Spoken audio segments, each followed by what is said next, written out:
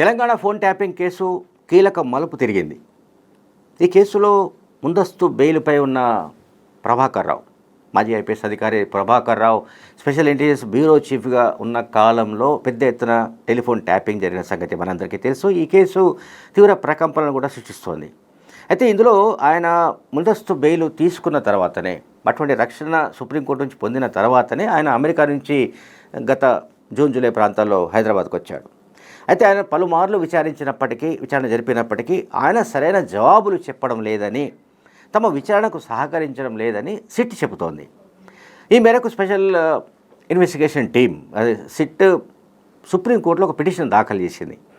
ప్రభాకర్ రావు ఏ బెయిల్పై అయితే ఉన్నాడో, మధ్యంతర బెయిల్పై ఉన్నాడో, దాన్ని రద్దు చేయాలని, రద్దు చేస్తే తాము ఆయనను అరెస్ట్ చేసి ఆ తర్వాత కస్టోడియల్ ఇన్వెస్టిగేషన్ చేస్తామని సుప్రీంకోర్టులో పిటిషన్ దాఖలు చేశారు.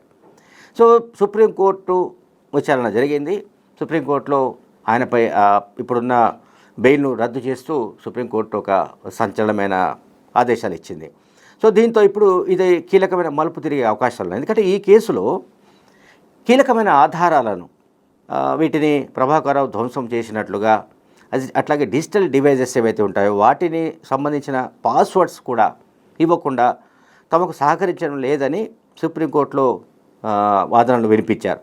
ఈ వాదనలకు అనుకూలంగానే సుప్రీంకోర్టు కూడా అనుకూలంగా ఇటువంటి ఆదేశాలు ఇచ్చినట్టుగా కనిపిస్తుంది. ఈ కేసులో అంటే ప్రజల ఏదైతే గోప్యతకు సంబంధించిన విషయం చాలా కీలకమైంది.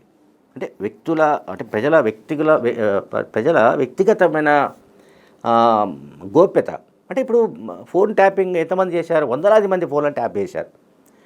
ఎందుకు చేశారు మనకు తెలుసు. కేసీఆర్ను మూడోసారి కూడా గెలిపించాలని, ఆయనను హ్యాట్రిక్ ముఖ్యమంత్రి చేయాలని కంకణం కట్టుకున్న వాళ్ళు స్పెషల్ ఇంటెలిజెన్స్ బ్యూరో, అంటే ఈ ఎస్ఐబి అనేది ఏర్పడిందే మావోయిస్టుల కోసం. అంటే మావోయిస్టుల కదలికలు ఎక్కడెక్కడ ఉన్నాయి, లేకుంటే వాళ్ళ మద్దతుదారులు ఎవరెవరు, ఏం పనిచేస్తున్నారు, దీనికి సంబంధించిన వివరాలను ఈ ఎస్ఐబి కలెక్ట్ చేస్తుంది. సో ఆ తర్వాత ఆ వివరాలను, ఆధారాలను ప్రభుత్వానికి సమర్పిస్తే ప్రభుత్వం తీసుకునే చర్యలు డిఫరెంట్గా ఉంటాయి.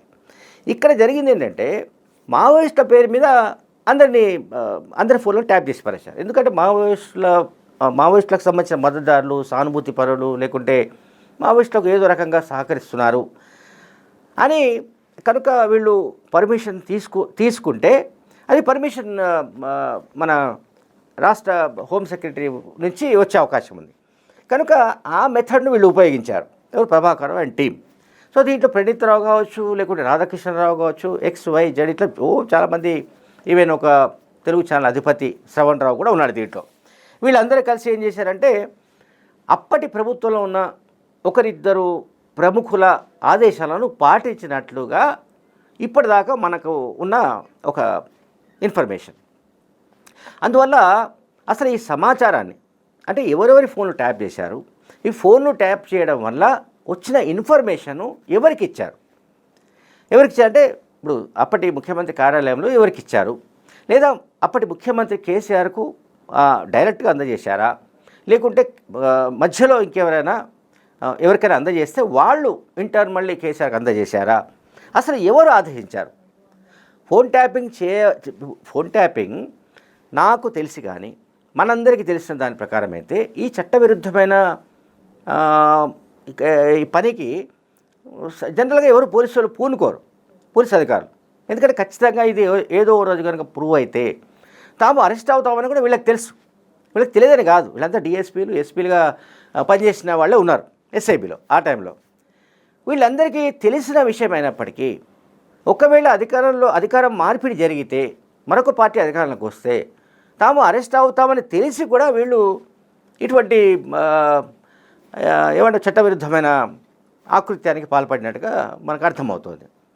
అంటే వీళ్ళంతా అనుకున్నది ఏంటంటే ఎట్టి పరిస్థితుల్లో ఇంకొక పార్టీ అధికారంలోకి రాదు, కేసీఆర్ హ్యాట్ గ్యారంటీ, కేసీఆర్ గెలుస్తాడు కనుక తమకు ఇబ్బంది ఉండదని వీళ్ళు అనుకుని ఉండాలి. అందువలన వీళ్ళు ఈ ట్యాపింగ్ అంతా చేశారు. అండ్ అప్పటి అంటే కేసీఆర్ ముఖ్యమంత్రిగా ఉన్న కాలంలో ముఖ్యమంత్రి కార్యాలయంలో పనిచేసిన OSD రాజశేఖర రెడ్డిని కూడా ఈ మధ్యనే సిట్ పిలిపించి ఆయన విచారణ జరిపింది. అంటే మీకు ఎంతవరకు సమాచారం ఉంది? ఎందుకంటే మీ పేరు రాధాకిషన్రావు వాంగ్మూలంలో, అట్లాగే ప్రణీత్రావు వాంగ్మూలంలో, అంటే రాధాకిషన్రావు అంటే ఏసీపీగా పనిచేశాడు, ప్రణీత్రావు అంటే డీసీపీగా పనిచేశాడు, డిఎస్పీగా పనిచేశాడు.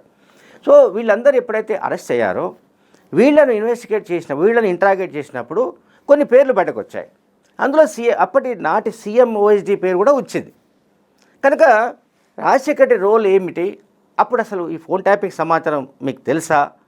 ఇట్లా జరిగినట్టుగా తెలుసా? జరగబోతున్నట్టు తెలుసా? జరిగిన తర్వాత మీకు వచ్చిన అంటే దానికి సంబంధించిన రిపోర్ట్ ఏంటి? మీ ద్వారా కేసీఆర్కు వెళ్ళేవా? ఈ రకమైన ప్రశ్నలు ఆయనపై సంధించారు. ఆయన ఏవో కొన్ని విషయాలు చెప్పాడు. నాకు వీటన్నిటితో ఏ సంబంధం లేదు, ఒకవేళ ప్రభుత్వ నిర్ణయం అయితే అది కేసీఆర్కు మాత్రమే తెలిసి ఉంటుంది, నాకు నా బాధ్యతలు మాత్రం నేను నిర్వహించాను, నాకు ఎటువంటి సంబంధం లేదు ఆయన చెప్పాడు.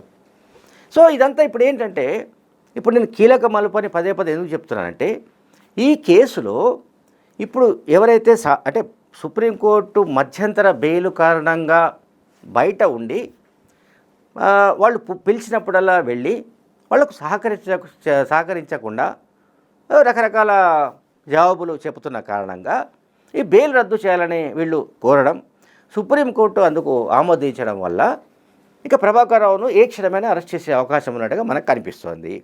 అరెస్ట్ చేసిన తర్వాత కస్టోడియల్ ఇంట్రాగేషన్ ఉంటుంది. సో దాంట్లో ప్రభాకర్ రావు ఏం చెప్తాడు? అప్పుడున్న గవర్నమెంట్లో ఎవరెవరు ఈ ఫోన్ ట్యాపింగ్ సంబంధించి ఆదేశాలు జారీ చేశారు, అండ్ ఈ డివైజెస్ అంటే డిజిటల్ డివైజెస్, హార్డ్ డిస్కులు ఇవన్నీ లేకుంటే ఏ రకంగా వాళ్లకు చేరవేశారు, ఆ సమాచారం ఏ రకంగా ఉండింది? ఎందుకంటే అప్పుడు ఇప్పుడు కేంద్ర మంత్రిగా ఉన్న బండి సంజయ్తో సహా అనేక మంది పొలిటీషియన్ల ఫోన్లను, మీడియా ప్రతినిధుల ఫోన్లను, అండ్ ఇంకా చెప్పాలంటే హైకోర్టులో బీఆర్ఎస్ పార్టీకి సంబంధించిన కేసులు ఏ జడ్జెస్ దగ్గర ఉన్నాయో ఆ జడ్జిల ఫోన్లను కూడా ట్యాప్ చేసి పారేశారు. చూడండి, అంటే అక్కడి దాకా తెగించారు వాళ్ళు. అంటే ఒక ప్రభుత్వంలో, అంటే ప్రజలు ఎన్నుకున్న ఒక ప్రభుత్వంలో ఈ రకమైన కిరాయి ముఠాలాగా పోలీస్ అధికారులే ఒక ముఠాగా ఏర్పడి ఇట్లా చేయడం అన్నది చాలా మనకు ఆశ్చర్యంగా కనిపిస్తుంది. సో అధికారంలోకి కాంగ్రెస్ పార్టీ వచ్చిన తర్వాత ఈ కేసు స్టార్ట్ అయింది. ఫోన్ ట్యాపింగ్ కేసు విచారణ అనేది కాంగ్రెస్ వచ్చిన తర్వాత ప్రారంభమైంది. ఒకవేళ కేసీఆర్ కనుక మళ్ళీ వచ్చి ఉంటే ఫోన్ ట్యాపింగ్ కేసు వచ్చేది కాదు, లేకపోతే మరొక కేసు వచ్చేది కాదు, ఇంకే కేసు వచ్చేది కాదు బయటకు.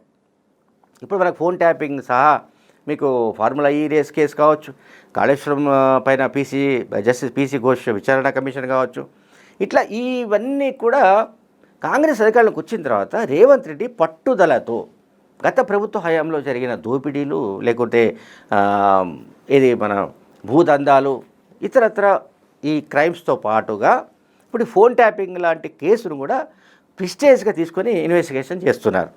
సో ఫైనల్గా ఇప్పుడు సుప్రీంకోర్టులో కూడా ప్రభాకర్ రావుకు చుక్కెదురైంది కనుక ఇప్పుడు ఏ రకంగా ఈ కేసు మలుపు తీసుకుంటుందో చూడాలి. Thank you very much.